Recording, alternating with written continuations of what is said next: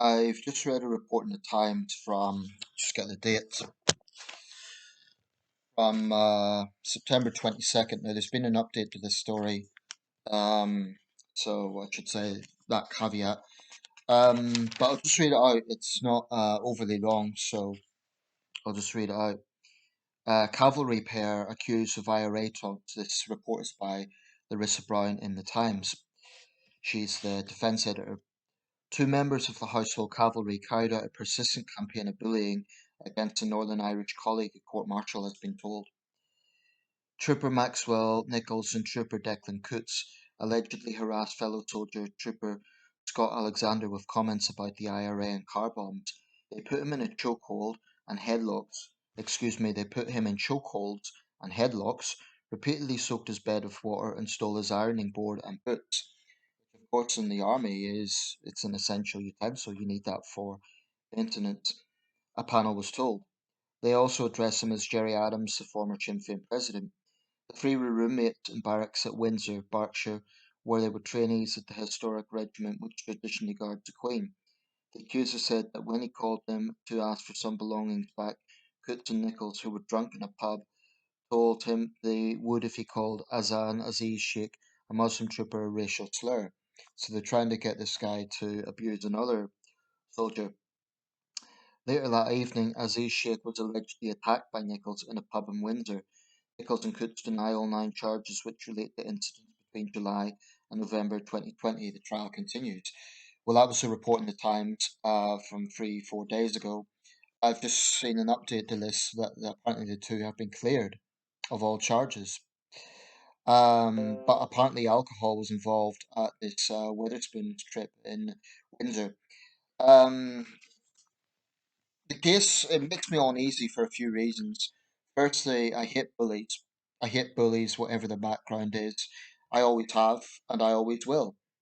Um, and I also think that there is a culture in this country, in certain professions and in certain backgrounds, to basically dismiss banter, or rather to use banter as an excuse for blatant abuse. Now, I wasn't there. I can't second guess the court martial conclusion. Obviously, they would have been working with evidence and perhaps information that hasn't been reported. So it may well be that these two men are innocent. Certainly, one of them has put a social media update thanking his supporters for, well, for their support. And a lot of people have kind of congratulated him. Now, ostensibly, they're friends and family, so of course they're going to do that. They are intrinsically biased. Only he will know what the truth is. I do feel that there has been a long-standing problem in our armed forces, and it's not unique to Britain. This has been seen in other countries as well, where bullying is pretty much tolerated and it's dismissed as banter. Here's the thing: the armed forces isn't a regular career. It's tough. You need to be mentally tough and physically tough. I get that. I totally understand that.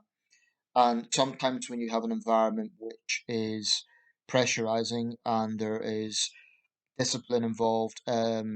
If you have, for example, soldiers in the mess room and it's their downtime, I guess they are naturally going to be more relaxed, and that might mean um, some jokes, mutual jokes.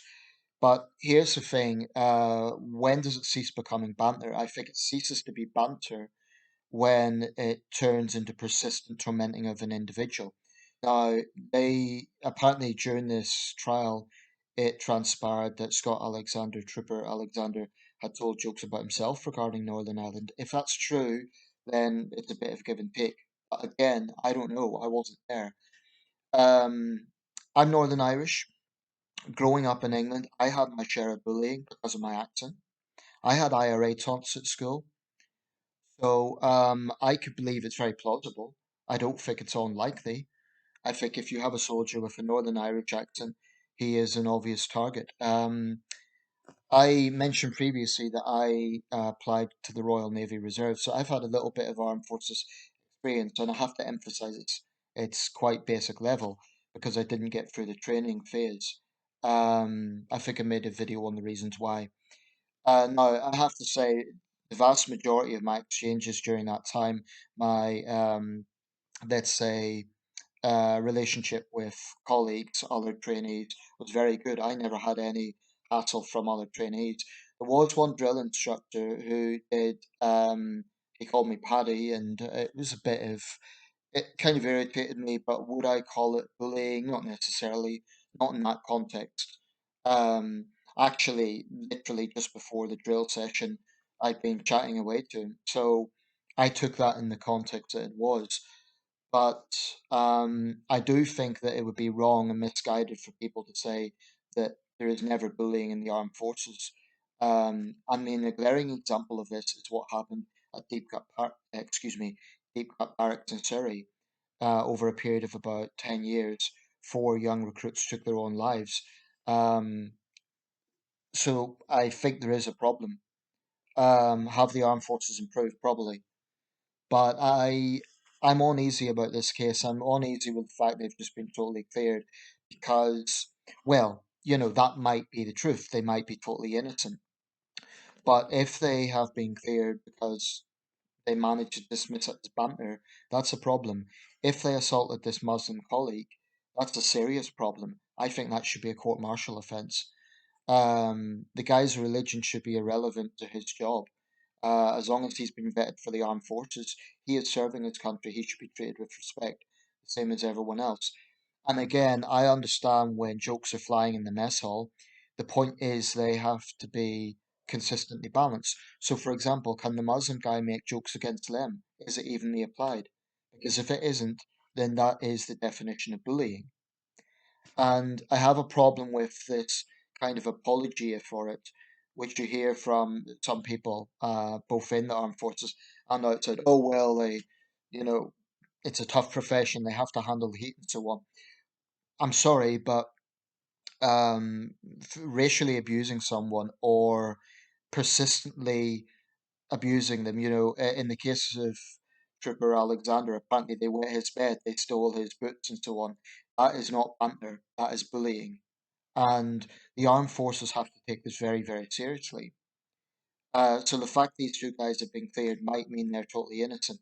By extension, it means that the charges are false, or that those who have accused them have exaggerated. In which case, that's wrong of them. That should also be a disciplinary matter, making false allegations. But I don't know. I think that there has been a history in the armed forces of cover-ups of this sort of thing, and it's not good PR. Um, it certainly won't encourage people to join up because they might think, well, if I'm different, if I'm a minority, if I have a different accent, then I'm going to be targeted. That's not good. Again, I understand that if it's kind of universally applied, i.e., if the jokes are flying at everyone, well, that's not so bad because that's evenly applied. But if it's persistently against an individual, that's bullying. And it's a horrible thing. No one should have to go through that when all they're trying to do is serve the country. It's disgusting, in fact. Um, and just because these are respected professions doesn't mean you don't get bad apples. You do. You get bad apples in every walk of life.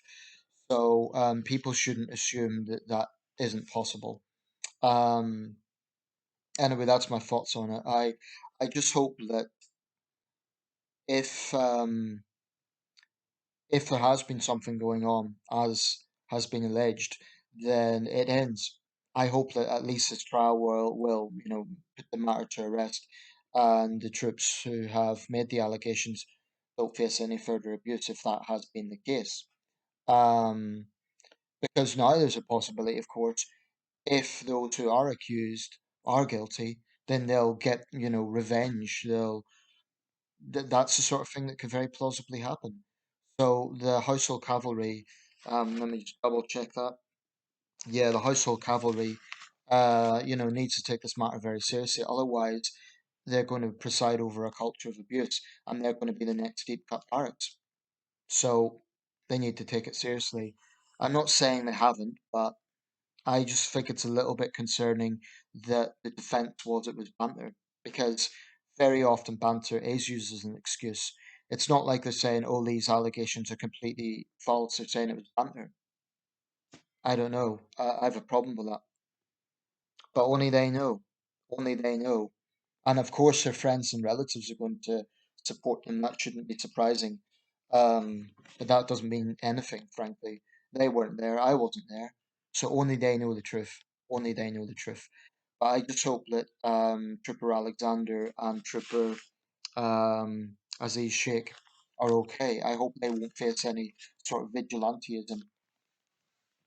But yeah, I think the armed forces, the police for that matter, the fire service, all public services need to purge bullying from the ranks because it's it's not about being tough. It's about treating individuals with respect as they are part of a collective. I mean, if you wear someone down, they're going to be less effective. This is just common sense because it's going to break down the camaraderie. It's going to break down trust, which is essential for the armed forces. So I really, really hope this isn't a case of the household cavalry just sort of trying to brush this under the carpet. I hope the trial was thorough. I hope all the evidence was looked at. Um, and I really hope that these guys haven't escaped justice if they are guilty. If they're innocent, then good, they can get on with their career. But I just hope that is the situation rather than this being swept under the carpet.